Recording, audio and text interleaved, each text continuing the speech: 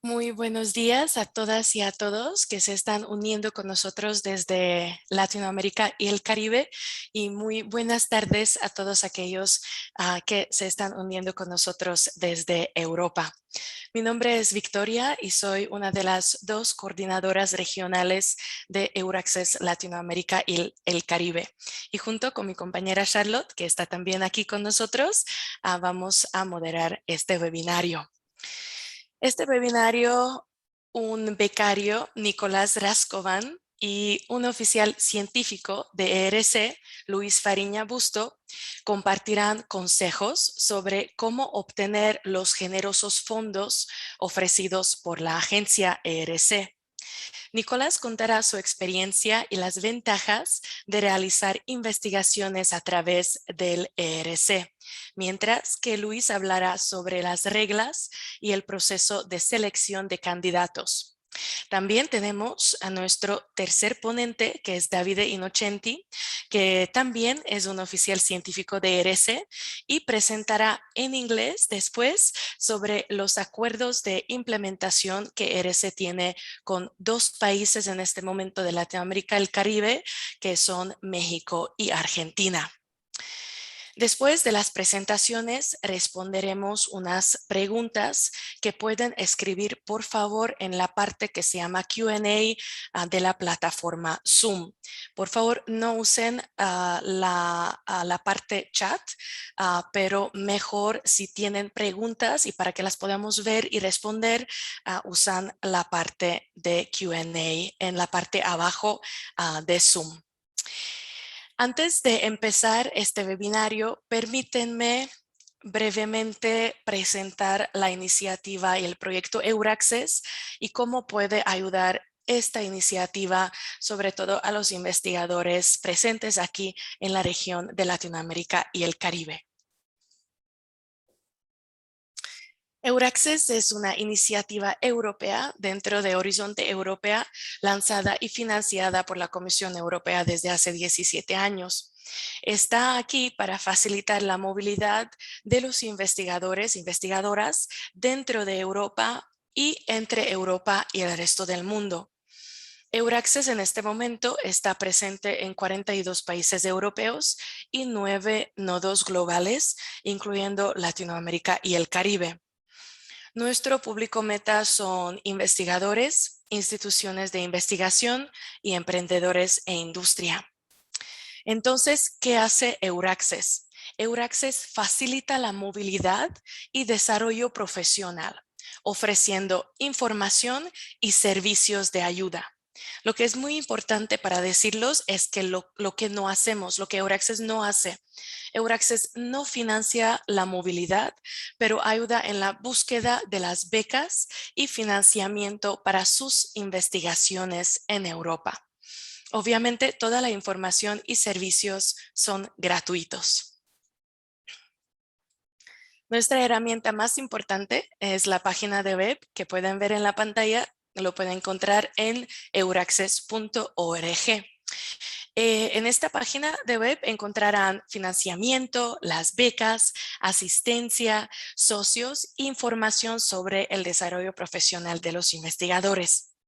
Y también si están buscando nuestra página de web, que es Euraccess Slack, la pueden encontrar en la sección que se llama Euraccess Worldwide. Bueno, ahora me gustaría ya compartir un poquito sobre qué pueden encontrar en nuestra página web conectado con las becas ERC. Aquí en esta parte que se llama Jobs and Funding, en la página de euraccess.org, van a encontrar vacantes en los equipos de los becarios de ERC. Ya los investigadores principales que tienen una beca ERC y están buscando unos miembros para completar su equipo. Entonces, esta página no van a encontrar las becas como tal para recibir las becas de ERC, pero van a encontrar vacantes en equipos de un investigador principal. Entonces, por ejemplo, para aquellos que todavía no están listos para escribir su propio proyecto de ERC, RC, pueden ver los vacantes aquí en la página y unirse con un investigador principal en su propio equipo. En promedio, los beneficiarios de RC emplean alrededor de 7 miembros de equipo durante su proyecto de RC. La mayoría son estudiantes de doctorado, pero también investigadores postdoctorales, contribuyendo así a capacitar a nueva generación de excelentes investigadores. Una extrapolación de una muestra de subvenciones del RC de 1901 estima que alrededor de 17% de estos miembros del equipo son nacionales de países fuera de Europa. Entre ellos, aproximadamente 1,000 son de la región Latinoamérica y el Caribe y principalmente vienen de Brasil, Argentina, Chile, México y Colombia. También tenemos más ayuda, más apoyo para ustedes que están interesados en aplicar a una beca RC, algo que estamos haciendo desde nuestras oficinas aquí en la región de Latinoamérica y el Caribe. Por ejemplo, el noviembre pasado tuvimos un webinario también sobre las becas de RC, unos testimonios de un becario y un evaluador de las propuestas. Y esta grabación está disponible en el enlace que ven en la pantalla. También hay mucha ayuda de la parte de los puntos de contacto nacional de RC que están en todos los países europeos y unos también se encuentran fuera de Europa. También hicimos una corta entrevista con un becario RC, Wolfgang Giren, que es un profesor titular de la Universidad de Concepción en Chile y él es miembro del proyecto Universcale financiado por el Consejo Europeo de Investigación. Él forma parte de un Synergy Grant que escucharemos un poquito más tarde. También pues lo pueden ver en nuestro canal de YouTube. También preparamos para ustedes una guía sobre las becas de RC enfocado en los investigadores aquí en la región de LAC. Lo encontrarán obviamente en el enlace que ven en la pantalla. Y por último, aquí tienen nuestras redes sociales donde nos pueden seguir. También nos puedes contactar en nuestro correo electrónico que ven en esta diapositiva. Y ahora ya permítanme presentar los ponentes de este webinario. Como ya he mencionado, vamos a empezar con Luis Fariña Busto. Luis ha trabajado como oficial científico en el ERC, ocupándose de la física fundamental y temas relacionados durante más de una década.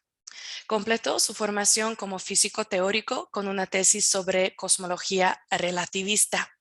Posteriormente realizó investigaciones en física aplicada a fluidos y oceanografía.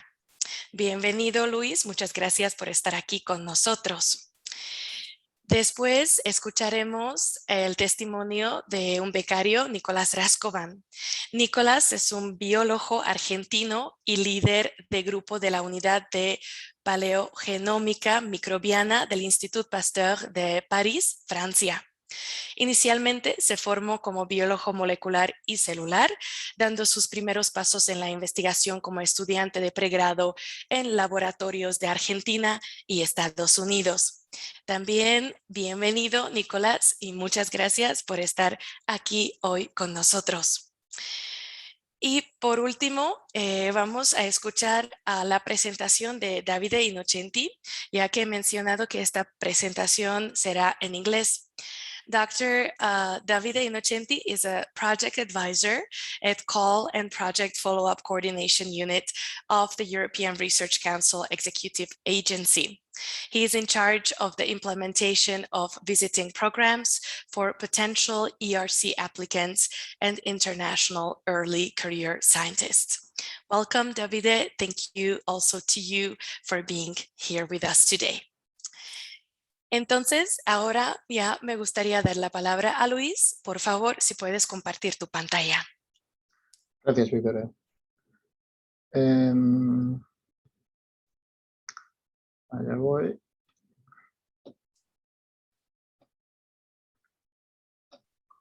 Okay.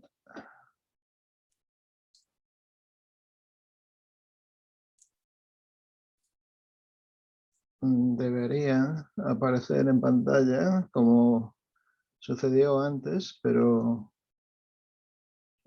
no sé si lo estoy compartiendo, Victoria. ¿Lo he conseguido o no? No, todavía no. Solo veo, ¿eh? Sí estaba la Ah. presentación, Vaya, Ok, pero ya entonces, no está. la acabo. perdón. He reiniciado. Bueno, voy a hacerlo otra vez. A ver, entonces. Veamos. Ya está. Ahora sí está. Muy bien. Muy bien. Perfecto, muchas gracias. Adelante. Gracias. Bueno, muchas gracias, Victoria, y todos los presentes por darme esta oportunidad de presentar nuestras convocatorias.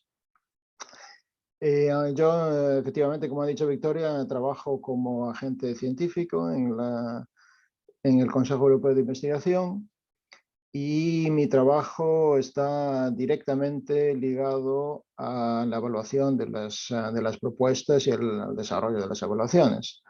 O sea que, en fin, trataré de contarles un poco los detalles formales, por una parte, de las evaluaciones y también un poco, bueno, pues cómo aproximarse a esta aventurilla, pues teniendo un poco en cuenta la experiencia menos formal del trabajo que hacemos, ¿no?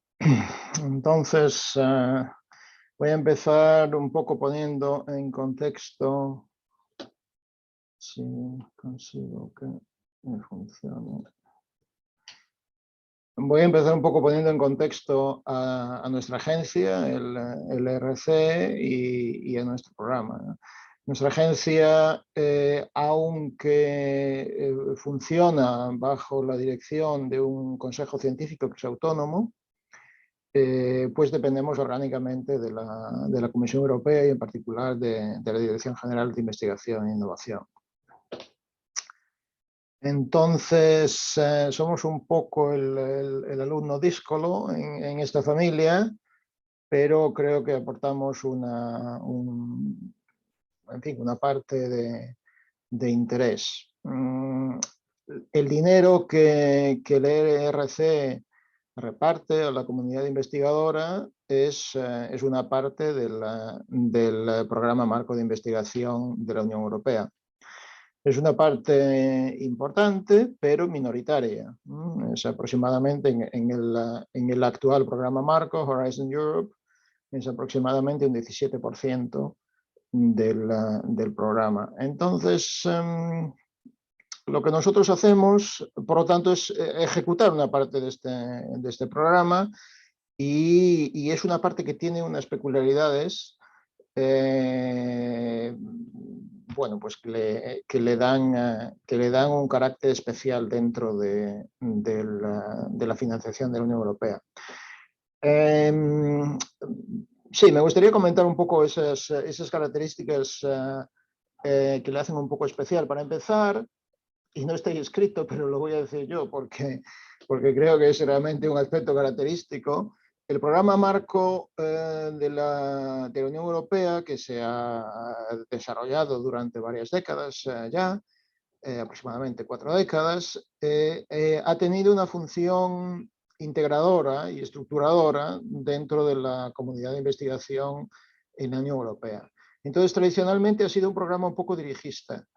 Y la comunidad científica se sentía un poco asfixiada, un poco encorsetada por la estructura del programa marco. Entonces, de parte de la comunidad y de parte de la propia Comisión Europea, pues se tomó conciencia de que se necesitaba una parte del programa que fuera un poco más libre, y que estuviese dedicada a la investigación per se, a los deseos de la comunidad de investigación, y que dejase atrás los criterios políticos, básicamente. Criterios políticos que, como digo, han tenido un papel importante durante mucho tiempo en la creación de esa estructura, de esa comunidad realmente en el continente europeo. Pero bueno, se dio este paso, creo que ha sido un paso muy positivo. En fin, los números están ahí para mostrar el impacto que ha tenido. Y entonces un poco nuestra bandera, la bandera del RC es la bandera de la independencia científica, de la investigación centrada en la búsqueda del conocimiento y la evaluación de los proyectos sobre la base de la excelencia científica. También el objetivo es dar, dentro lógicamente de los límites presupuestarios, que siempre son limitados, dar a los investigadores la máxima libertad, dar una financiación generosa, y dar un tiempo de trabajo pues, suficientemente largo. Entonces típicamente son becas a 5 años que pueden prorrogarse en ciertas circunstancias y becas que están pues, entre 1,5 millones y 10 o 15 millones de euros. Es una financiación que ya digo, dentro de los medios de la Unión Europea pues es lo más generosa posible. Es una financiación también que se dirige a todos los campos de conocimiento tecnológicos, sociales, creativos, todos los campos. Y naturalmente nosotros dentro de la agencia tenemos que organizar un poco ese trabajo, claro. Si quieren, un poco en cajas un poco más compartimentadas, pero eso es para la gestión. Lo que se invita es solicitudes en cualquier campo del conocimiento y de la academia, cualquier campo que intente avanzar el conocimiento humano en general. Bueno, voy a entrar un poco más en detalle entonces ahora de qué tipo de convocatorias ofrecemos. Fundamentalmente son de 5 tipos realmente. Hay 3 tipos que son las becas que iniciaron realmente el ERC, que son lo que nosotros llamamos las becas individuales, la Starting, la Consolidator y la Advanced. Le llamamos individuales, pero lógicamente no son para una persona, son para un equipo dirigido por una persona. Entonces, las 3 becas son 3 etapas distintas de la vida de un investigador. La inicial, los años más próximos al PhD, en el caso de que sea aplicable el PhD, entre 2 y 7 años posteriores al PhD, como está indicado ahí. Luego viene la etapa intermedia, de 7 a 12 años, y luego ya la etapa de los investigadores ya más consolidados, más avanzados. La financiación va creciendo también desde 1,5 millones para la Starting Grant hasta 2,5 millones para la Advanced Grant. A esos montantes, que son los montantes, digamos, normales, se puede añadir hasta 1 millón adicional para supuestos específicos, pero que son muy generales. Uno de ellos es precisamente los gastos de traslado a la Unión, a Europa. Otra son el acceso a infraestructuras especiales que tengan un coste especial de acceso, y otra es precisamente la necesidad de establecer estructuras experimentales que también tengan un coste especial, ¿no? Bueno, estos son, ya digo, las 3 becas que pusieron en marcha el programa. Después se añadieron a estas otras 2, una más grande y una más pequeña. La pequeña, la Proof of Concept, se intenta que sea una ayudita. Es una ayudita porque dentro de la escala de esto realmente no es muy significativa, pero bueno, es un intento de echar una mano en dar el paso entre la investigación, que en principio es puramente autónoma y sin buscar ninguna aplicación. Se quiere animar y ayudar a los investigadores a que pasen de ese estadio a un estadio eventualmente, bueno, voy a decir productivo en sentido económico, ¿no? Entonces se quiere ayudar, estimular a la comunidad investigadora a que considere qué pasos podría dar para producir para generar productos económicos y para acercarse al mercado. Esta beca se refiere, solamente pueden acceder a ella los que ya tienen una beca de las principales, ¿no? Bueno, y luego está la Synergy. La Synergy es una beca de gran escala, concebida no para un equipo dirigido por una persona, sino para un conjunto de equipos que trabajan juntos. Entonces es de mayor escala temporal, son 6 años, y también es de mayor escala económica, ¿no? Hasta 10 millones es el montante total, y a eso se pueden añadir otros 4 millones, todo esto euros, claro, en costes adicionales en los conceptos que comenté antes. Bueno, voy a decir un par de cosas más sobre la Synergy. La Synergy es la única de nuestras becas de gran tamaño que permite la participación de un grupo que esté completamente radicado fuera del territorio del programa Marco, ¿no? Que es, en fin, de la Unión Europea y los países asociados. Bueno, solamente uno de los grupos puede hacer esto, pero bueno, si son 4 grupos, pues uno puede estar completamente fuera, y eso, pues bueno, facilita ciertamente la escala internacional de los proyectos y la participación, obviamente, de grupos que no estén en Europa, ¿no? De todas maneras, bueno, esto lo voy a decir después. Además de esta posible participación desde el exterior, es importante que el conglomerado de Synergy no exige que todos los PIs tengan el mismo nivel y estén todos ellos igualmente establecidos. Hay Synergies donde algunos de los PIs pues están en etapa o bien de consolidator o bien de starting. Yo conozco uno concretamente que estuve visitando, donde uno de ellos era un starting grantee que pasó a la Synergy. Entonces, en la evaluación pues, se tiene esto en cuenta también, ¿no? Y esto sucede así porque lo importante de la Synergy es que haya una armonía, una complementariedad entre los distintos trabajos. Y efectivamente esos trabajos, esos proyectos, esas partes del proyecto conjunto pueden estar en distintos niveles de consolidación, ¿no? Entonces, he puesto ahí un sí porque es así realmente, aunque pueda crear un poco de escepticismo esta diferencia de perfiles, pero es así y la respetamos y la tomamos en serio.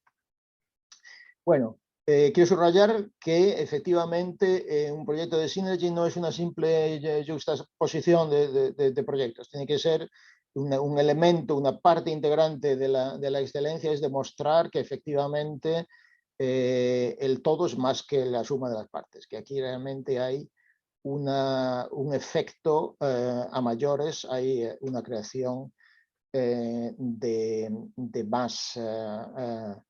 más valor al unirse. Y también una parte de esto es precisamente demostrar que los grupos que participan son necesarios, no están ahí simplemente porque, qué bien que esté aquí este otro grupo que le conozco bien y puede reforzar lo que hacemos. No, tiene que ser una cosa que realmente los objetivos y la metodología y el trabajo que se planifica necesite de esa colaboración y gane con esa colaboración. Bueno, de todas maneras, a pesar de que la Synergy permite esta participación, digamos, más accesible, si quieren, de grupos externos, lo cierto es que es completamente cierto lo que dice ahí en el título, aunque me he olvidado de traducirlo, que realmente nuestras convocatorias están abiertas a cualquier investigador del mundo. Claro, efectivamente, en general, uno de nuestros requisitos es que quien quiera tener una de nuestras becas tiene que venir a Europa, ¿no? Porque, bueno, a fin de cuentas, el dinero lo ponen los que pagan los impuestos en Europa, ¿no? Entonces, se quiere reforzar el tejido de investigación aquí. Entonces, hay que venir aquí, pero bueno, lo cierto es que pensamos que un paso de varios años por el mundo de la investigación en Europa pues puede ser beneficioso, en fin, para investigadores de cualquier parte del mundo. Entonces, aunque me he estado refiriendo antes a Synergy, pues también quiero subrayar que efectivamente cualquier convocatoria está abierta para cualquier investigador de ustedes, de sus comunidades, y son bienvenidos y pensamos que puede ser enriquecedor ese paso en fin, por el continente europeo. Y además, aunque es necesario trabajar aquí durante una parte significativa del trabajo, que se especifica en el contrato, en las convocatorias, que es del 50%, eso no se exige que haya, en todos los casos, un cambio formal de institución. Mucha gente de los que solicitan desde fuera mantienen su afiliación y eventualmente vuelven en fin, a los países donde estaban establecidos anteriormente. Se puede mantener también partes de miembros del equipo y también actividades, desde luego. Hay muchas actividades en muchos campos, ciertamente, ¿qué digo yo? Pues un proyecto de antropología que es en alguna comunidad que no está en Europa, pues evidentemente hay actividades que no son en Europa. Un proyecto de astrofísica, citaba antes Universe Scale Victoria, claro, esto efectivamente tiene una gran parte de campañas de trabajo que son en Chile, etcétera, etcétera. Luego hay otro aspecto importante de nuestras becas que es la portabilidad. Uno puede solicitar en una determinada institución como institución madre del proyecto y después cambiarse a cualquier otra donde pues, las condiciones son mejores o, en fin, hay una serie por las circunstancias que requieran ese cambio, ¿no? Y esto nosotros no ponemos objeciones, simplemente comprobamos que el proyecto es realizable, pero esa es la única condición. Bien, voy a... bueno, esta me la voy a saltar porque, en fin, la tendréis por escrito. Efectivamente, la actividad, en fin, es grande y es productiva. Bueno, voy a fijarme un poquito en el calendario. Bueno, ven ahí unas, digamos, lo que viene. Lo que viene del año 21 todavía la convocatoria de Synergy Grants está abierta, pero bueno, francamente son 4 días. Evidentemente quien no lo tenga preparado, pues no va a poder hacerlo. Pero bueno, aún está abierta y luego ya vienen las del año que viene, del 22, que se van a abrir. Bueno, Staten ya está abierta y en los próximos meses pues están abiertas y en fin, anímense a estudiar la situación y si pueden ser de interés. Bueno, mencionar brevemente la estructura de los paneles del RC. Son 27 paneles en 3 dominios, en ciencias de la vida, ciencias sociales y ingeniería y ciencias físicas y químicas. Estos paneles, como decía antes, son parte de nuestra organización, en el sentido de que nos sirven para gestionar las aplicaciones y la evaluación. Yo personalmente soy el coordinador de uno de esos, el P2, que está aquí, Fundamental Constituents of Matter. Bueno, cada uno de estos paneles organiza las evaluaciones de las correspondientes convocatorias cada año. Nosotros concretamente en P2 pues recibimos cada año en cada convocatoria del orden de 100 propuestas, que es una cifra promedio en estos paneles, y bueno, de las que financiamos aproximadamente por convocatoria, pues es variable, claro, depende del presupuesto, pero vamos a decir entre 10 y 20, ¿no? Bueno, 2 palabras sobre cuál es el proceso de evaluación. El proceso de evaluación es en 2 etapas, naturalmente para aquellos que tienen suerte y llegan a la segunda etapa. En la primera etapa hay un panel de evaluación que analiza, digamos, el potencial de la propuesta, ¿no? La propuesta tiene 3 partes que se presentan todas juntas, pero que no se estudian todas juntas. En el Step 1, en el primer paso, solamente se analiza la parte B, la primera parte, la sinopsis, el resumen de la propuesta, y luego en el segundo paso es donde ya se pide ayuda a expertos más próximos de la propuesta, más especializados, para analizar la propuesta completa. Entonces, en el primer paso hay una etapa primero de review remoto y después tenemos el panel meeting, que es típicamente una semana de trabajo donde se discuten todas las propuestas en directo, todos los panel members, y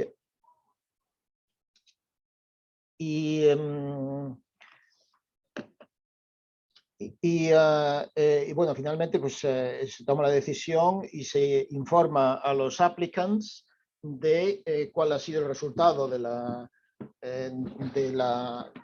esta primera fase.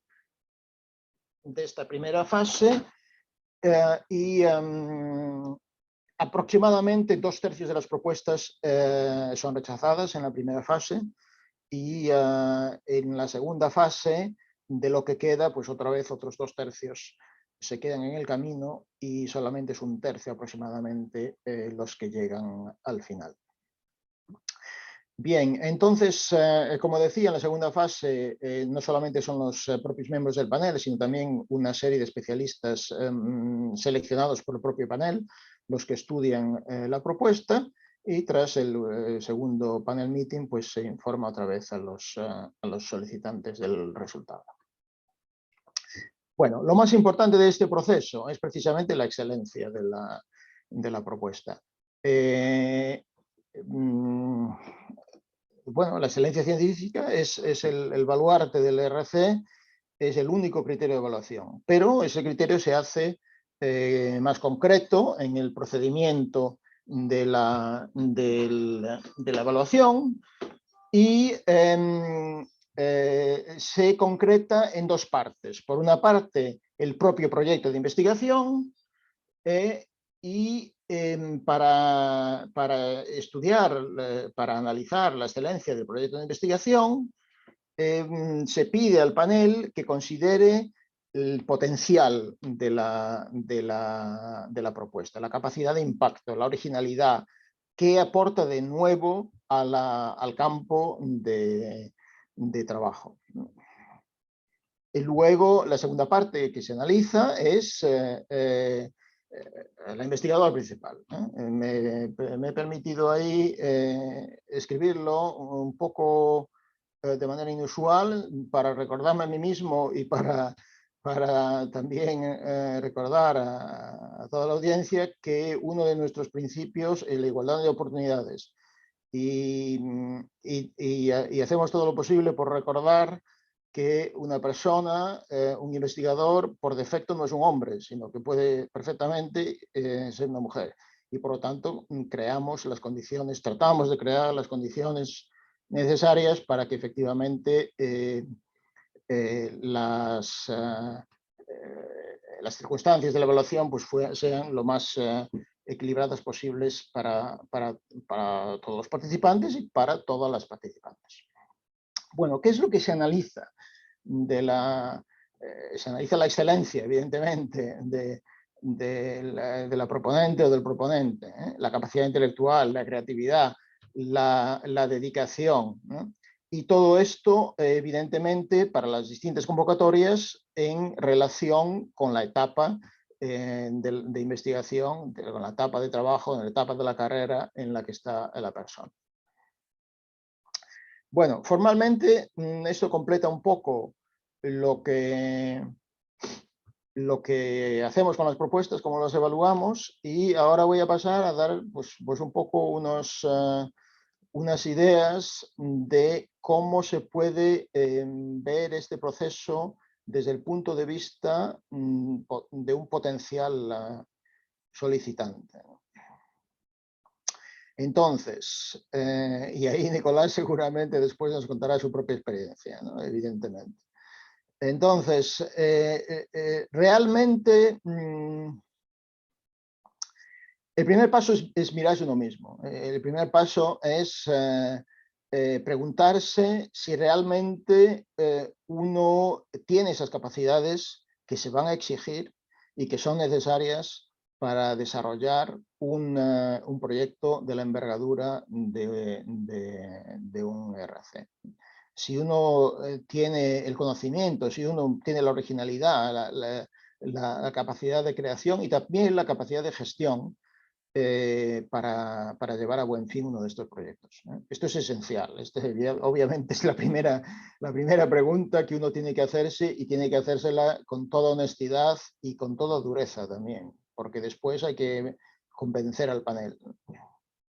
Es una buena idea conocer algunos de los proyectos financiados, porque obviamente muestran cuál es la envergadura, cuál es la dificultad y cuál es el grado también de originalidad que se espera y que se encuentra en los proyectos.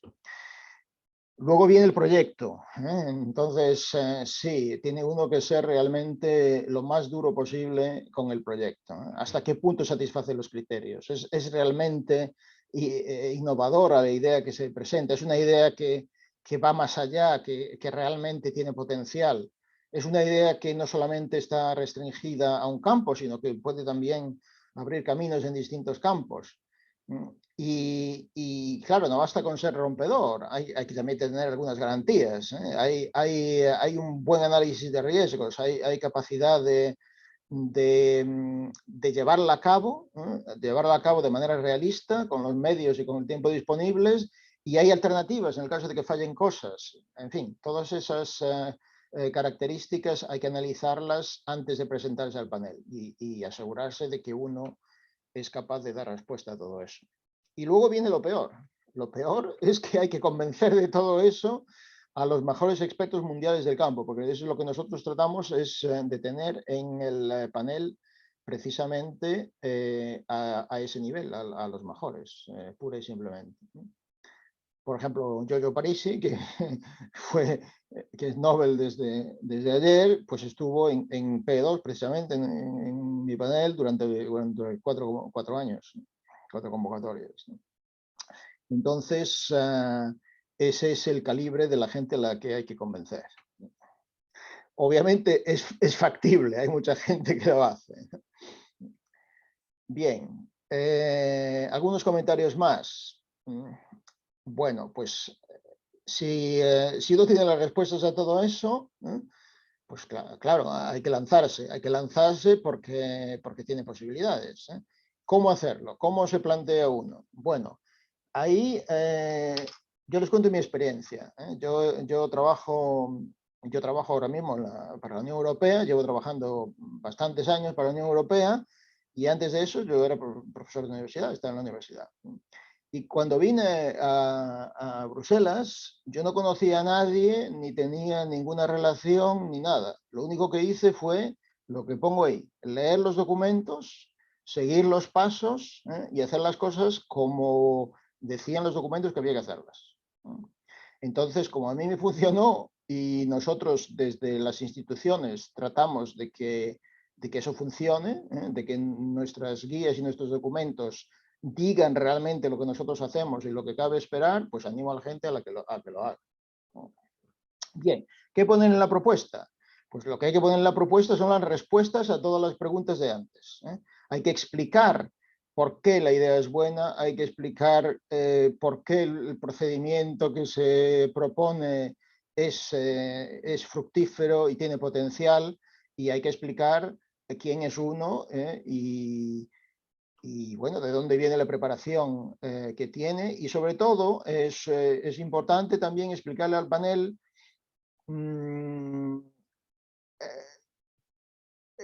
qué es lo que uno ha contribuido en el pasado a los distintos trabajos en los que ha participado. Porque eso es sobre todo para los jóvenes, en el starting run y en el consolidator, el panel es muy crítico respecto a la independencia, la capacidad de creación autónoma del investigador principal. Y es importante explicarle al panel, contarle cómo es la situación, cómo pasaron realmente las cosas. Eso es importante y por eso lo pongo ahí explícitamente y separado. No dejen que el panel especule. Díganselo ustedes lo que ustedes piensan que tiene que saber el panel. Pónganlo en la propuesta, explíquenlo. Bien, entonces un poco para terminar voy a contar algunos puntos sobre los que a veces hay dudas, y entonces los voy a poner ahí. Obviamente, primer punto importante, lo que financia el RAC es la investigación de punta. La investigación de punta muchas veces es fundamental, es lo que se llama de cielo abierto, ¿no? Bien, pero muchas veces también es aplicada, ¿eh? Muchas veces es tecnológica, es relacionada con algo muy próximo a una actividad aplicada. Lo importante es que mueva las fronteras del conocimiento, que nos permita ir más allá de donde estamos.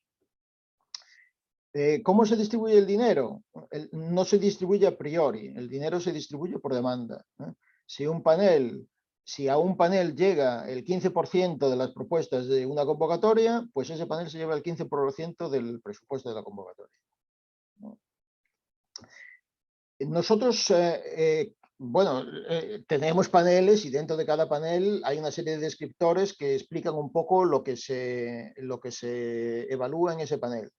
Pero estos descriptores, esta descripción no son prioridades, es simplemente contarle a la gente cómo nos organizamos nosotros para gestionar la evaluación. No se trata de que le pedimos a la gente que haga investigación en tal aspecto o en tal otro, no se trata de eso para nada. Es simplemente, como digo, el intento de explicar cuál es nuestra gestión. Bien, también contrariamente a lo que se piensa a veces, los más expertos no son los que tienen más éxito, porque en cada etapa se estudia, se evalúa a la gente en su contexto. De modo que los que están al principio de la etapa también tienen buenas posibilidades numéricamente. Claro, los números son un poquito dependientes de la estadística y de las fluctuaciones de las convocatorias. Pero se puede decir que efectivamente la tasa de éxito es francamente plana. Victoria, veo que quieres que acabe en 5 minutos. De acuerdo. Bien. Pues voy a decir aquí esas dos cosas, que las publicaciones son importantes pero no son cruciales, y que la institución receptora no es un criterio de evaluación, no se evalúa. Bien. Voy a ir rápida. ¿Es necesario, como he dicho antes, ya tener una trayectoria súper importante? Pues no es necesario. Depende de la convocatoria, depende de la etapa en la que uno esté presentando su trabajo. ¿Es necesario tener una línea ya larga en una determinada área? Pues no, más bien al contrario. Los paneles tienden a favorecer las propuestas más novedosas, más arriesgadas. ¿Qué pasa si ya tengo una? ¿Es esto un poco un club cerrado? Pues no, lo cierto es que no. Mucha gente viene de vuelta y algunos se lo llevan y otros no, y los números son muy equilibrados. O sea que de lo que se trata es, cada vez que uno viene, de ser original, de avanzar el conocimiento. Relevancia inmediata. Pues no es uno de nuestros criterios, no es uno de nuestros criterios en ninguno de los campos. Lo que se busca nuevamente es la originalidad y la capacidad de impacto en general. Eso está resumido aquí, pero me lo voy a saltar porque os quiero simplemente poner en la pantalla esto, después recibiréis las transparencias. Hay una serie de vídeos aquí donde se cuentan en detalle los distintos procedimientos y pueden ser útiles para quien considere presentarse, yo los recomiendo. Las direcciones de contacto, esto lo recibiréis. Me gustaría comentar en un minuto 3 proyectos, bueno, no tienen por qué ser 3 proyectos, pero quiero deciros 2 cosas sobre unos proyectos que tengo aquí. Voy a ser franco con ustedes, estos son transparencias normalizadas. Tenemos un juego de transparencias de proyectos y las ponemos. Pero yo no las he querido cambiar, bueno, no he tenido tiempo de cambiarlas. He pensado en poner algunas con investigadores de Latinoamérica, de América, del Caribe, pero no, he decidido que no, porque los mensajes de estos investigadores, de esta investigadora, por ejemplo, es una... me ha gustado mucho. ¿Qué dice ella? Pues precisamente lo que he tratado de subrayar antes. El comienzo de todo esto es la idea. Si tienen ustedes una idea, si están convencidos de que la pueden defender, de que es sólida, de que tiene potencial, adelante con ella. Adelante con ella. No al revés. No, quiero conseguir un RC, a ver qué es lo que voy a llevar. Ese no es el camino de hacerlo. Y solamente quería subrayar con este proyecto, que lo voy a quitar inmediatamente, pero que ya se ve que va de robótica, y con este otro, que lo voy a dejar ahí para mis últimas palabras, que es un estudio, como está indicado, de los complejos lazos y desencuentros sociales e históricos en los Balcanes. Quiero subrayar que la dimensión de los proyectos del RC no es solamente en todas las disciplinas de conocimiento, sino también que tiene una dimensión internacional que es intrínseca realmente, que es intrínseca a los proyectos. Aquí se trata de unirse a la gran aventura del conocimiento humano en todos los campos y en todas las regiones del mundo. Y desde luego, desde ese punto de vista, obviamente la comunidad latinoamericana pues, es más que bienvenida y está en su casa con nosotros. Muchas gracias. Muchísimas gracias, Luis, por esta presentación, la verdad muy completa, y creo que nuestra audiencia ha aprendido mucho. Si no han conocido todavía las becas de RC y obviamente tus consejos prácticos, sobre todo sobre la evaluación. Entonces, muchas gracias. Quiero reiterar a todos y a todas que vamos a compartir las presentaciones de todos los ponentes y también la grabación de este webinario mañana en un correo de seguimiento. Bueno, y ahora me gustaría dar la palabra a Nicolás. Por favor, adelante. Bueno, muchas gracias. Esperen que voy a compartir la pantalla.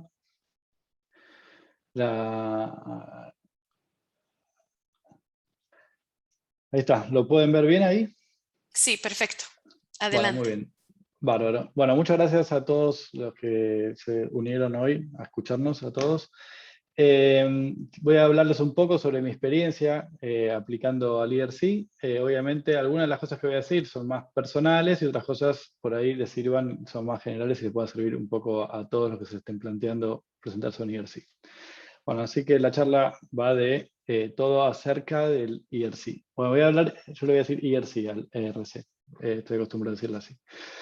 Bueno, primero para introducir un poco mi recorrido académico, digamos, decir que no fue un recorrido académico de lo más convencional, es decir, ¿a qué le llamo convencional? A alguien que elige, entra a un laboratorio, trabaja en un tema y a partir de ese momento, más o menos consistentemente a lo largo de su carrera, sigue trabajando en temas bastante parecidos. Lo mío fue todo lo contrario.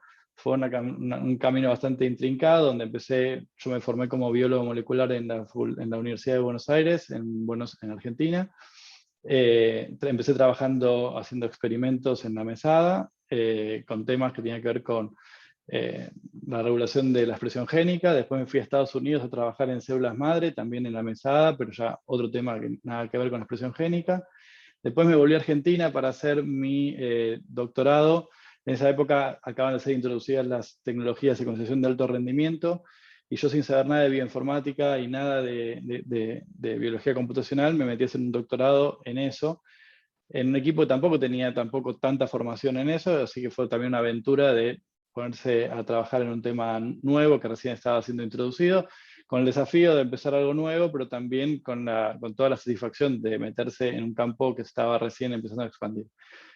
Después me fui a Francia a hacer mi postdoctorado, y en el postdoctorado también volví a cambiar de tema. Seguí trabajando en metagenómica, pero en el doctorado, no lo había dicho, había trabajado con comunidades de microorganismos del suelo y de ambientes extremos, y después fui a trabajar a Francia en metagenómica de virus, los virus que están asociados a los humanos. Y ahí en ese momento empezó a picar la idea del proyecto que terminó siendo lo que hoy financió el IRC, y lo que también se hace en mi equipo de investigación, que fue empezar a trabajar con ADN antiguo. A mí es algo que lo venía viendo en varias publicaciones, que estaba súper interesante, que se podía recuperar ADN de muestras arqueológicas antiguas y después recuperar genomas humanos completos, genomas microorganismos, etc. Entonces ahí se empezó a ocurrir una idea de lo que yo podía llegar a hacer, y durante todo mi postdoc la fui madurando esa idea. Ahora después les voy a contar un poquito más sobre eso. Así que bueno, respecto al recorrido académico, es un recorrido bastante cambiante, donde las temáticas que fui haciendo en cada etapa de mi carrera fueron muy diferentes, incluso las técnicas que utilizaba eran también muy diferentes. Respecto a partida al exterior, eso fue también parte de la motivación, digamos. Como les contaba, en 2 oportunidades de mi vida me fui al exterior. Para mí el exterior es cualquier lugar fuera de Argentina. El primero fue en Estados Unidos, ahí cuando terminaba la carrera. Por ahí, como le puede pasar a muchos de ustedes, mi inglés en ese momento no era muy bueno, me costaba hasta leer un paper en inglés. Y entonces también irse a Estados Unidos era no solo la posibilidad de conocer cómo se hacían las cosas científicamente en el exterior, sino también aprender a enfrentarme con la dificultad de hablar un idioma distinto al mío, que tampoco lo manejaba del todo bien. Y después, en la segunda oportunidad, cuando me fui a Francia, de vuelta a lo mismo, a un país que también hablaba otro idioma que tampoco hablaba, el francés. Y bueno, entonces enfrentarme con esa situación de una nueva cultura, un nuevo idioma, en 2 oportunidades, fue enriquecedor, también difícil, y lo sigue siendo. Al día de hoy todavía, si bien yo trabajo en inglés todos los días y en francés también, todavía sigue siendo algo que me cuesta, digamos, y que en lo que no me siento tan cómodo como con el español. Pero bueno, se puede. Lo que quiero decir también es que yo me considero una persona bastante mala para los idiomas, y aún así uno puede construir una carrera científica sin necesariamente ser muy bueno con el manejo del idioma. También es importante, digamos, a lo largo de mi carrera, fue importante intentar construir un camino propio. Y eso creo que es importante también en vistas a lo que se busca en los proyectos IRC, que es, de nada sirve que uno vaya a un laboratorio muy bueno y después aprenda a hacer las cosas que hace el laboratorio muy bueno, y después intenta reproducir lo mismo que ya hizo ese laboratorio muy bueno u otro laboratorio muy bueno, pensando que si a ese laboratorio le sirvió, a uno también le va a servir. Creo que parte del desafío de la carrera científica tiene que ver con aprender a uno a generar construir uno su propio camino, y encontrar cuál es su lugar dentro del mundo científico y cómo los distintos lugares donde uno transita le aportan elementos para después uno tener su propia idea y su propia decisión de hacia dónde quiere ir y de qué manera quiere uno contribuir al conocimiento científico. Entonces, bueno, eso para mí fue algo importante, y parte de lo que yo hago ahora, creo que, y parte también de lo que explica por qué tengo hoy un cargo de investigador y este subsidio, tiene que ver con esto, con haber tomado un poquito de distintas experiencias, pero haber hecho algo que, bueno, lo considero como un poco mi manera de hacer las cosas y mi forma de aproximarse a ciertas preguntas. Bueno, pensar la idea, es lo que yo les decía, pensar la idea, y también lo acaba de decir Luis muy claramente, es el principio de todo.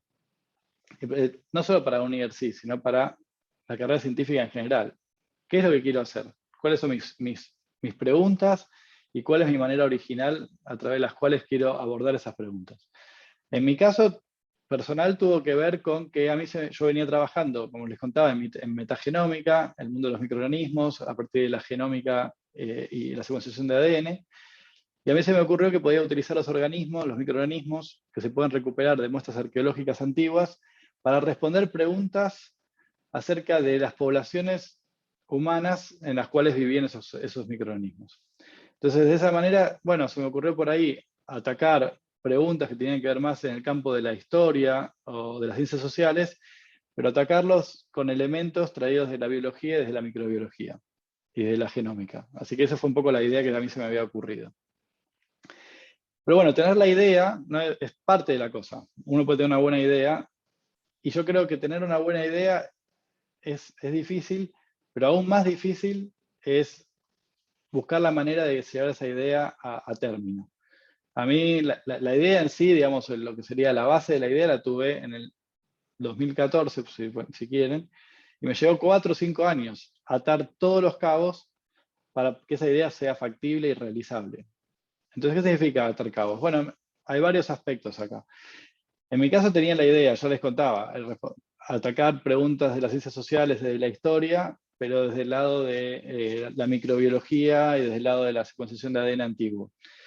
Pero bueno, yo no tenía ninguna experiencia en ADN antiguo, por ejemplo. Entonces tuve que ponerme a leer sobre el tema y además también empezar a pensar, bueno, ¿cómo voy a demostrarle al resto de la gente que puede llegar eventualmente a evaluar que yo puedo hacer algo con esto, aunque no tenga no pueda demostrar que he tenido ninguna experiencia en el tema? ¿Cómo voy a conseguir las muestras para poder hacerlo? ¿Dónde lo voy a poder hacer ese proyecto? O sea, había muchas cuestiones, y entonces hubo un ejercicio bastante largo e intensivo de pensar, en paralelo que iba haciendo mi postdoctorado además, y iba haciendo otros temas de investigación, iba pensando y atando, bueno, ¿qué necesito para llegar a realizar esto que la verdad que me parece súper interesante, pero tengo que ver cómo lo hago? Entonces, bueno, fue uno a uno empezar a tachar casilleros y empezar a decir, bueno, listo, todas las cosas, todos los elementos que necesito para poder hacer esa idea. También fue importante pensar una estrategia. Entonces, la estrategia tiene que ver con muchas cuestiones, pero uno tiene que pensar en, yo tengo una idea, y esa idea se la quiero convencer a otra gente de que esta idea está buena, y además quiero que esa idea sea útil. Entonces hay que pensar cómo presentarle esa idea. Entonces yo, por ejemplo, para darles un ejemplo concreto, yo tenía que pensar en qué panel presentar este proyecto. Este proyecto, para mí, mi panel más cercano hubiera sido un panel de biología, un panel donde hacen ese tipo de cosas de metagenómica, de genómica, etcétera. Gente que habla mi idioma y que hace el tipo de cosas que hago yo. Pero entonces lo que yo pensé es, pero si yo hago eso, esa gente le va a resultar bastante, o sea, una cosita más dentro de lo que ellos ya vienen haciendo todos los días, o lo que escuchan todo el tiempo en todos lados. Entonces, no les va a llamar la atención. Lo que a mí se me ocurrió es decir, pero ¿qué pasa si yo esta misma idea la presento en un panel de ciencias sociales? Yo no hice nunca ciencias sociales, pero sí puede aportar ese campo a las ciencias sociales algo que ellos no pueden hacer y no saben hacer. Yo sí sé hacer. Entonces mi propuesta fue, voy a agarrar algo, voy a usar las técnicas que yo puedo utilizar para responder las preguntas que les interesan a ellos también. Entonces esa fue la estrategia original a la que yo aposté, que también era arriesgado, porque una crítica muy posible que me podía recibir era, pero vos ¿qué haces acá? No tenés nada que ver con nosotros, o sea, vos venís de la biología y venís a hablarnos de historia, o sea, bueno, entonces también hubo que también atar esos cabos. Bueno, ¿cómo voy a hacer para trabajar sobre temas en los que no tengo un background y convencerlos de lo que lo puedo hacer? Bueno, de hecho fue una de las críticas que el panel me hizo. Entonces, y lo que me propuso el panel fue, bueno, te financiamos, pero queremos que en tu equipo haya gente que traiga esa experiencia. Contrates a gente, postdocs o doctorandos que vengan con ese background. Y fue lo que hice también. También es importante crear un nicho. Crear un nicho significa, ¿cómo me voy a insertar yo en la comunidad científica? ¿Dónde voy a ocupar, dónde hay un hueco de donde identifico que no hay nadie haciendo esto que voy a hacer en su aspecto más amplio, y yo me voy a insertar ahí, voy a poder aportar algo dentro de un lugar donde hoy está vacante? Entonces también es importante encontrar eso. De poco sirve ser uno más que hace, por mejor que seas, hacer lo mismo que ya están haciendo 10 tipos más. Es muy difícil que eso sea atractivo. También es importante tener tolerancia tenacidad y tolerancia a la frustración. Yo, antes de llegar a tener el IRC y el puesto de investigador, 7 veces me presenté a tener un puesto de investigador en Francia y no lo saqué nunca, y ni siquiera quedé clasificado en la lista de elegibles. Ya termino, Victoria, las últimas 3 son muy rápidas. Y yo estaba muy convencido de que esta idea estaba buena.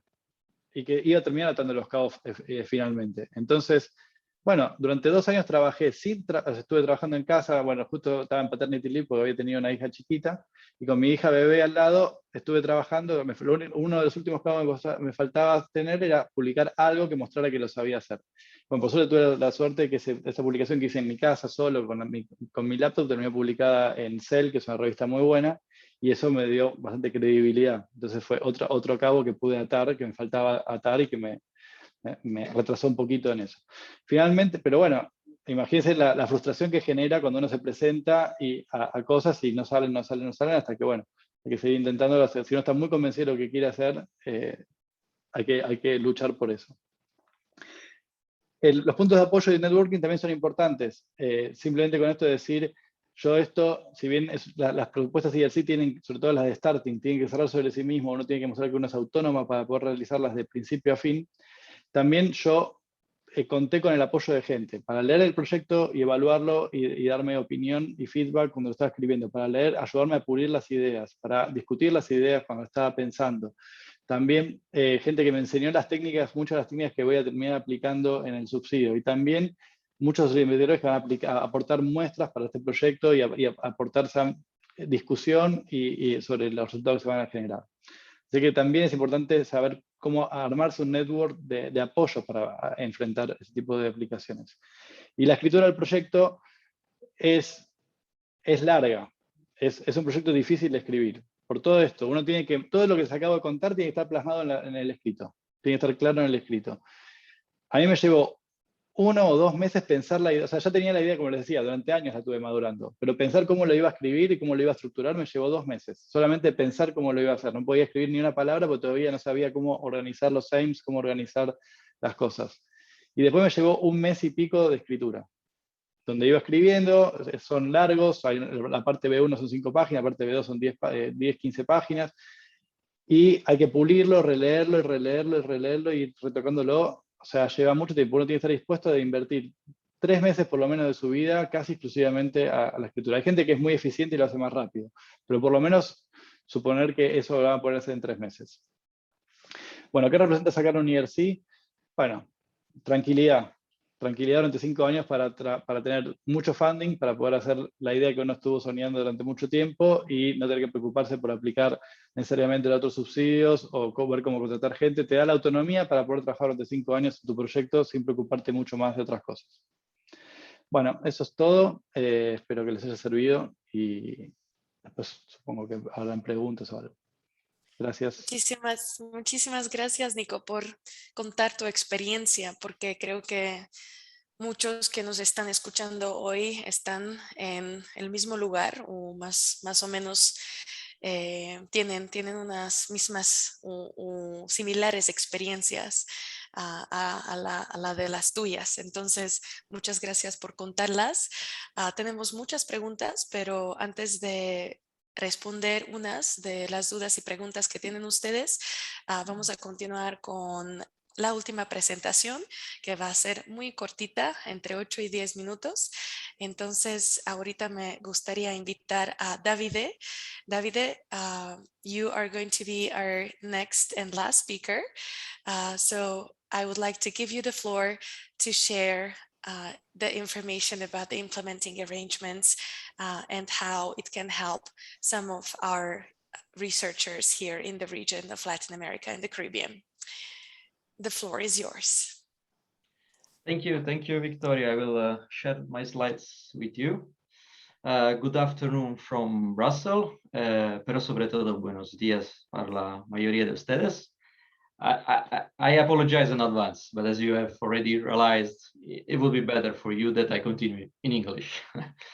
I would like to thank the Access colleagues for the chance to represent this European Research Council program, fostering international participation.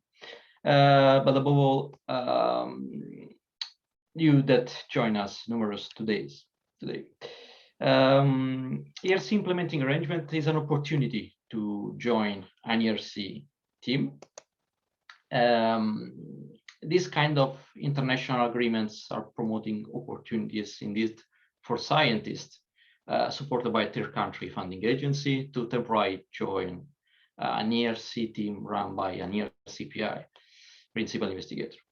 So far, 16 implementing arrangements have been signed with funding agencies from 12 different countries. New agreements are signed every year, and in particular in 2020, we signed one with Japan Agency for Medical Research and Development and the Indian Council for Social Science Research. So far, more than 450 international researchers visited an ERC project, and every year the ERC executive agencies launch an internal call for expression of interest to ask ERC PIs for their ability to temporarily host an international researcher. Next call will be launched on November 2020. This is the list of the 16 third country funding bodies already participating. All the implementing arrangements have been signed by the European Commission and relative third country research institutions and ministries. You can find a list on ERC Additional Opportunities webpage, of course, but as you can see, there is one agreement that has been signed in 2015 with the Mexican National Council of Science and Technology, the CONACYT. One agreement has been signed as well in 2015 with the Ministry of Science, Technology and Productive Innovation of Argentina, the MINSET. I will briefly introduce you to the scheme. How does it work? This way you can have an idea of the context of this, the framework of this process. Every year we launch as an executive agency an internal call for expression of interest, contacting all the eligible ERC principal investigators. The ERC principal investigator will have 1 month to express the interest in host. After the call is closed, we send this list of interested PIs to the third country funding agency interest. At this stage, the ball is within the third country based funding agency and researchers.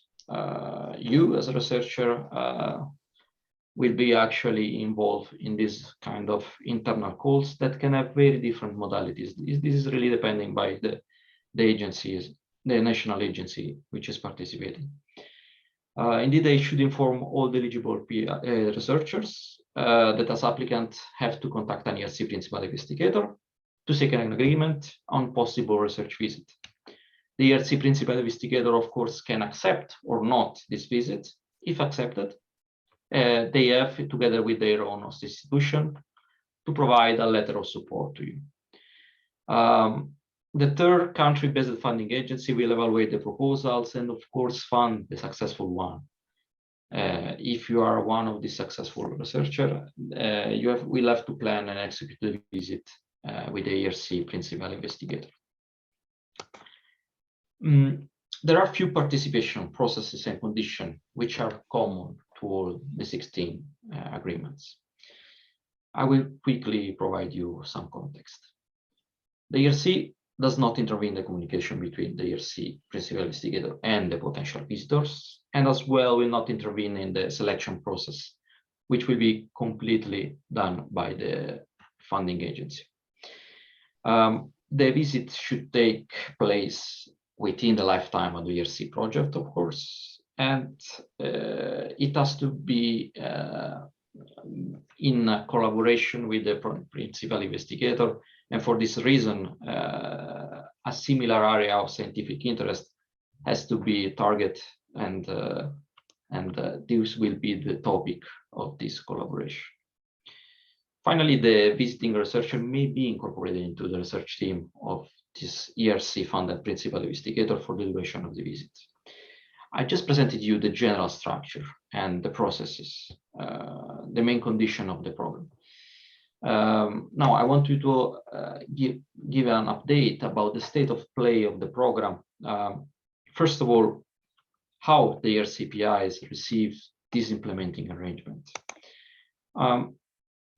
As you can see here, from 2012, when the United States National Science Foundation signed the first agreement, hundreds of ERC PIs immediately welcomed the program. Since then, thousands of PIs express their interest to host international researchers.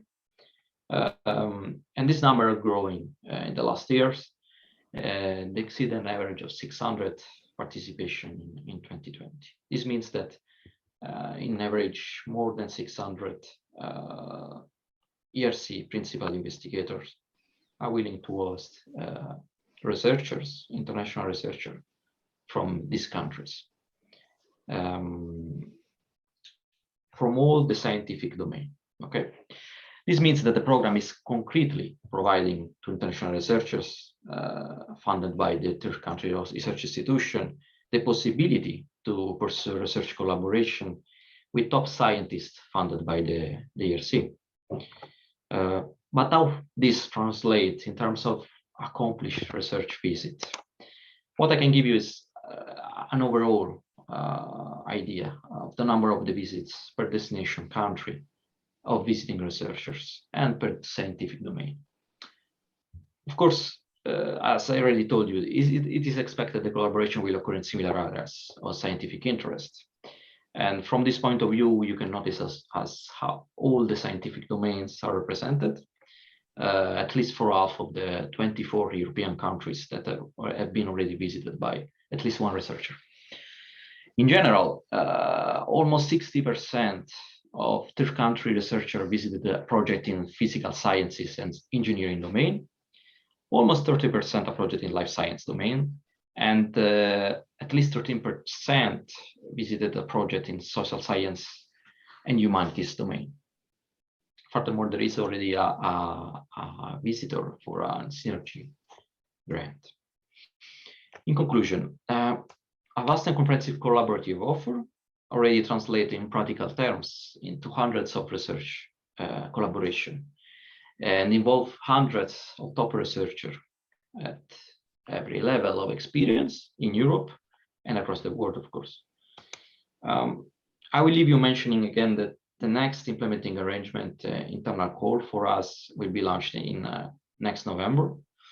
And of course, internal call will follow for all the participating funding bodies. Meanwhile, the ERC executive agency is providing you full support, of course, and all the information you may ask about this very, very important and interesting opportunity of scientific collaboration. Thanks a lot for your attention. Thank you very much, Davide, for the presentation. Of course, if any of you have any questions to the presentation of Davide that we just heard, please also add them into the Q&A section in English so Davide can answer those questions for you. Entonces, ahora ya finalizamos las presentaciones de todos los ponentes que tenemos dentro de este webinario y ahora pues es el espacio para responder unas dudas, unas preguntas que pusieron en la parte de Q&A. Y algunas preguntas han sido respondidas por nuestros ponentes, entonces las respuestas pueden ver directamente en la parte de preguntas y respuestas de Q&A, pero seguimos con otras preguntas que tienen ustedes. Entonces, ahorita doy la palabra a mi compañera Charlotte, que va a leer unas preguntas para que podamos responderlas. Todavía tenemos unos 15-20 minutos para este espacio. Muchas gracias, Victoria. Muchas gracias a los ponentes. Muchas preguntas para ustedes. La primera para Luis. ¿La propuesta debe hacerse en el idioma inglés o puede hacerse en español? Se puede hacer en español, pero es un riesgo que no recomiendo. Simplemente el procedimiento lo prevé. Lo que se hace es una traducción normalmente automática por máquina y en la medida de lo posible dentro del panel, si hay evaluadores que hablan la lengua, pues mejor. Pero bueno, es un riesgo que yo no recomiendo. Vale, muchas gracias. Una otra pregunta que tiene respecto a la pandemia. ¿Se puede hacer la investigación remota? Se puede hacer. se puede hacer, pero entendemos que esto es una situación de fuerza mayor y que es una situación pasajera. Es decir, en estos momentos se está haciendo, en estos momentos efectivamente hay damos todo tipo de facilidades porque no podemos hacer otra cosa y es la situación que hay. Ahora, contar con ello para el futuro, no lo recomiendo. Ojalá ya podamos viajar libremente, ¿no? Nicolás, le gustaría saber si tuvo acceso a proyectos adjudicados anteriormente para evaluar su envergadura, Sí, si era originalidad. original, sí, eso. ¿Y dónde Sí. encontrarles los proyectos adjudicados? Sí, eso es un punto muy importante. Yo primero ya estaba familiarizado con el tema del Leadership porque mi mujer, que es un poco más grande que yo y ya era PI, había postulado al Leadership, ya conocía de ella de su experiencia. Y más o menos las cosas que eran importantes tener en cuenta para encararlo. También había ido a charlas que contaban sobre cómo hacer el Leadership, donde gente como dice yo hoy, pero por ahí un poco más extendido, gente que había tenido un IRC contaba un poco sobre su experiencia e incluso en esas charlas después algunos de ellos nos compartieron sus propuestas. Y tercero, yo conocía gente que ya tenía el IRC y les pedí también si me podían compartir los suyos. Entonces leí varios. En mi experiencia lo que me sirvió fue, leí varios y de esos varios solamente alguno que otro, o uno o dos, me gustó cómo lo habían presentado y tomé un poco eso como guía. Van a ver, es muy diferente cómo la gente escribe sus proyectos y cómo decide presentarlos. Y al final uno por ahí se basa un poco más en la fórmula que más se aplica o que uno más encaja con lo que uno quiere presentar. Pero es importante leer proyectos. Bueno, y una buena manera también de familiarizarse con el ERC y los proyectos, como se escriben, es la oportunidad que presentó David. David, I was saying how important it is to undertake a short research day to get familiarized with the projects and how to write them. So the audience would like to know, the submission has to be done directly to the ERC or to the local agency? Yes, the submission of a proposal for a research visit has to be submitted to the local agency. This is because the process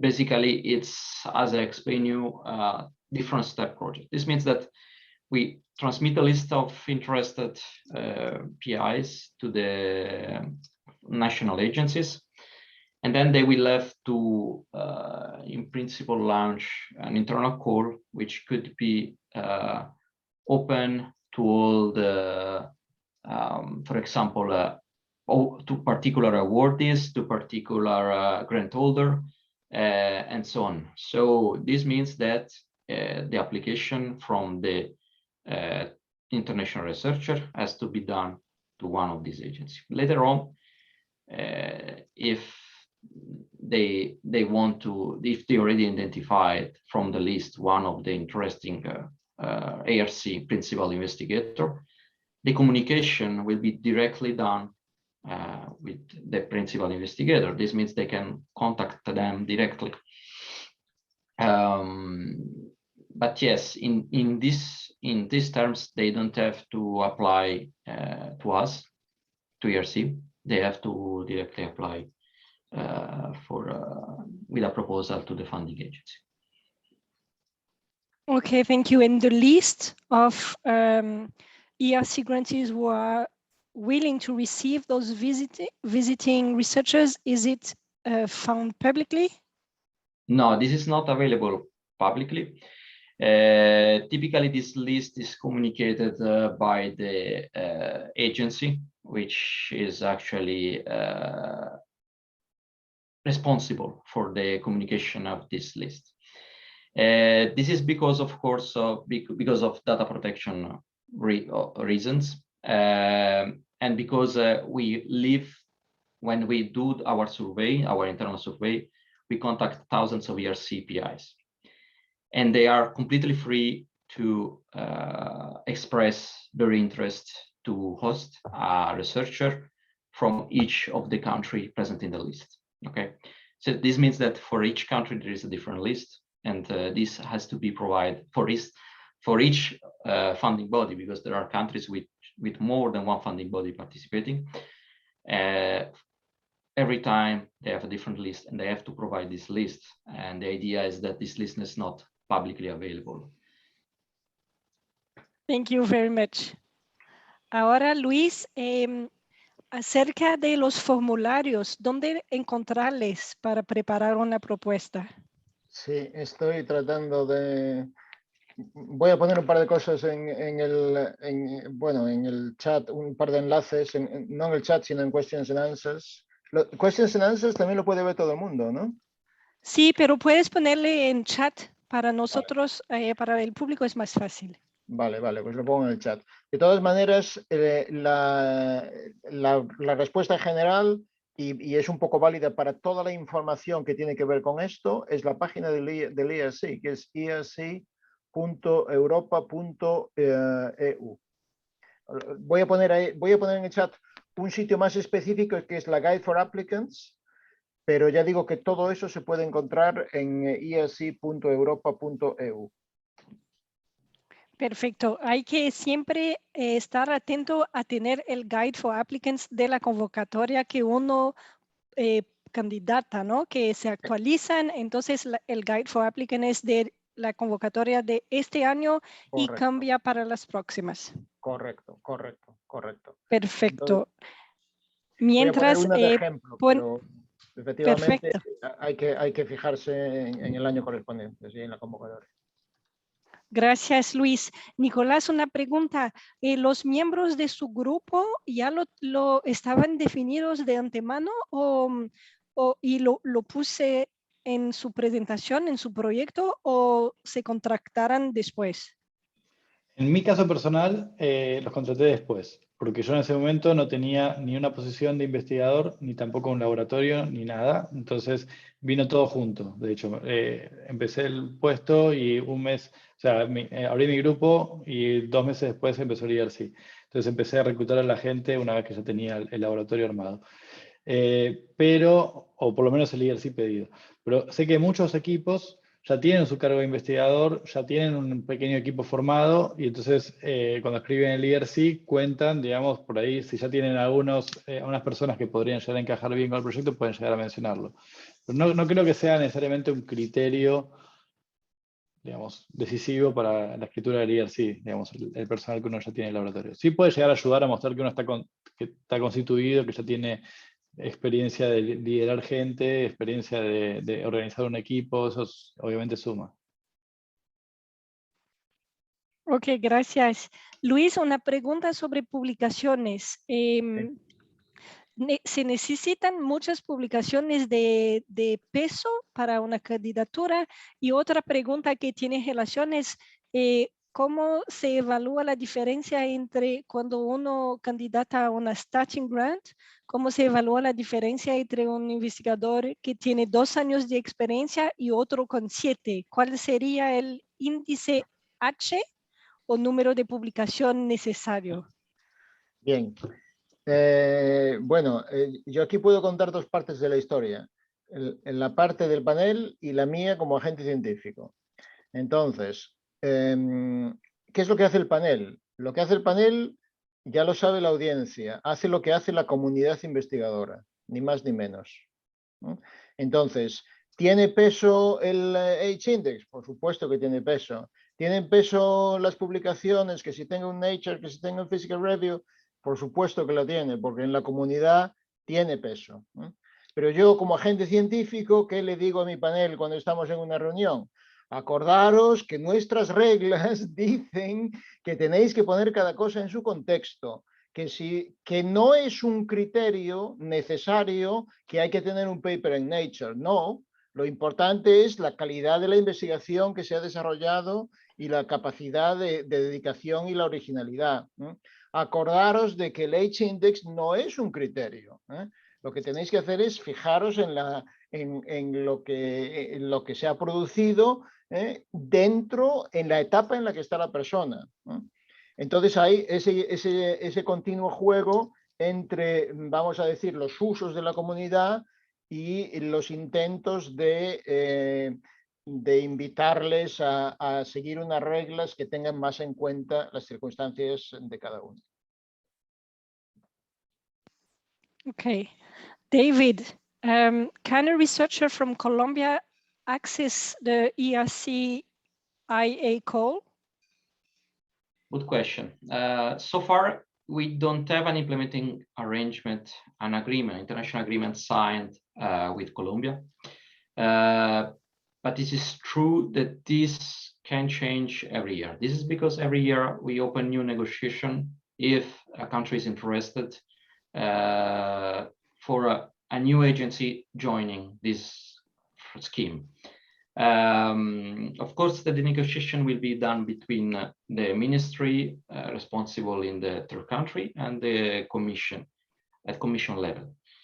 What I can tell you is that even if there is no agreement so far, it could be a good idea to make some inquiries to your funding agency.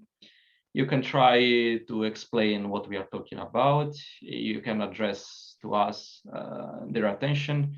And of course, we would be happy to provide information and support because we would be happy to expand this kind of agreements to other countries, to other funding agencies, really to enlarge the pool of potential collaboration. Thank you. One more question, Luis, regarding, perdón, en español. En el caso de las becas sinergias, ¿el proceso de evaluación se involucra las agencias de financiamiento de cada país o directamente del ERC? Solamente el ERC. Se hace todo en la agencia. Es un proceso más complejo que el que expliqué, es un proceso en 3 pasos. Es un poco más complejo. Eso es mejor que lo vean directamente en la guía porque es distinto del que expliqué yo. Y los recursos que, si se adjunta el proyecto, los recursos de un eventual participante que quedase en América Latina, ¿los recursos se asignan a la institución de América Latina? Sí, gracias por decir eso. Efectivamente lo vi antes, no he tenido tiempo de contestarlo. Vamos a ver, eso realmente se hace como está descrito en el proyecto. El proyecto tiene una parte en la que se presenta el presupuesto y se presenta cómo va a ser la gestión. Entonces ahí se dice, tal institución va a recibir tales cantidades para estas actividades y para estos recursos. Y eso es lo que se implementa después. Y se le pasa directamente, sí, pero se pasa de acuerdo con el proyecto. Muchísimas gracias, la verdad, a todos los ponentes y a todos los participantes de hoy. Desafortunadamente ya no tenemos más tiempo para responder más preguntas, pero unos puntos que me gustaría aclarar antes de terminar la presentación o este webinario es que todas las nacionalidades pueden postular para recibir una beca ERC, entonces no importa la nacionalidad, y también pueden postular con un proyecto de cualquier campo de investigación. Entonces esas son 2 cosas que es muy importante para acordarlos, y también que es un proyecto bottom-up, ¿no? Entonces ustedes escriben el proyecto y ustedes deciden en qué panel quieren aplicar o mandar su proyecto, su presentación. Otra duda que me gustaría también aclarar muy rápidamente es una pregunta que nos manda Catalina Gertzman de Chile y dice si Chile es elegible para recibir fondos dentro de ERC. Sí, porque ERC, como ya hemos mencionado, pertenece al primer pilar de ciencia excelente y ahí todas las nacionalidades, todos los países, si el proyecto es exitoso, reciben automáticamente los fondos, reciben automáticamente la financiación, porque no estamos hablando de proyectos colaborativos. Eso es otro pilar y un poquito otro tema que no hemos tocado durante esta presentación. Entonces, todas las nacionalidades de Latinoamérica y el Caribe, no importa de dónde estén, pueden aplicar a la beca ERC. Las únicas restricciones que tenemos que coinciden pues con el tema de ERC son con los acuerdos de implementación que nos habló Davide, que son los Implementing Arrangements. Entonces, en estos casos, solamente en este momento, los investigadores que están vinculados con las agencias de Argentina y México pueden postular y pueden aprovechar estas oportunidades. Pero bueno, ya tenemos nuestra segunda oficina aquí en México. Yo soy responsable principalmente de México y Colombia. Entonces, ojalá ya vamos a poder empezar la discusión, la negociación con el Ministerio de Colombia para poder tener otro acuerdo con Colombia también. Entonces, no se preocupen, vamos a trabajar duro para que tengamos más acuerdos entre ERC y otros países de Latinoamérica y el Caribe. Entonces, mi última palabra sería, de nuevo, vamos a mandar un correo de seguimiento mañana con todas las presentaciones de los ponentes y también la grabación de este webinario, entonces lo pueden ver de nuevo. Tenemos convocatorias abiertas en este momento, entonces no se la pierdan, especialmente la convocatoria de Synergy Grant, donde se acuerdan uno de los, investigadores principales se puede quedar 100% en el país fuera de Europa y recibir fondos de ERC. Entonces es una oportunidad increíble para todos ustedes que no quieren mudarse a Europa, pero quieren quedarse aquí en el continente y trabajar junto con colegas en los países europeos y recibir obviamente fondos de ERC. Bueno, con esto me encantaría de nuevo dar las gracias a todos los ponentes. Muchas gracias, Luis, por tu presentación. Muchas gracias, Nico, también por compartir tu experiencia. Ya has visto también en el chat que todo el mundo te está agradeciendo, que la verdad, como tu experiencia ha sido muy útil, muy interesante, muy bonita. Entonces, la verdad, muchísimas gracias. Thank you so much, Davide, as well to you for being here with us, for sharing the implementing arrangements. And as I mentioned in Spanish, hopefully, fingers crossed, we'll be able to get a couple more in the years to come. So you can of course count on us. Muchas gracias a todos los participantes. Que tengan una buena tarde, buena noche y nos vemos pronto. Cuídense mucho. Muchas gracias. Gracias. Hasta luego. Hasta luego.